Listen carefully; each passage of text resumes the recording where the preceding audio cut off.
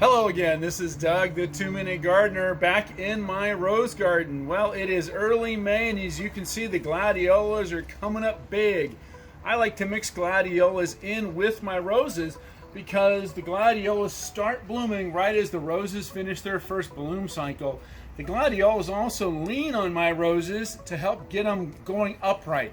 But at a certain point, these guys are so big, they need to get some staking support.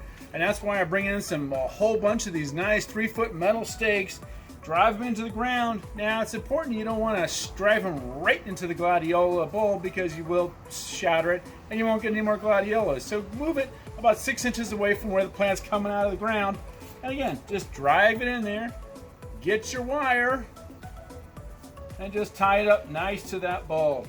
And that'll support the bloom through its entire bloom cycle, so it won't fall over. Because as these guys get bigger and bigger, and mine get as tall as 6 feet, you want to get them some support so you can enjoy that bloom.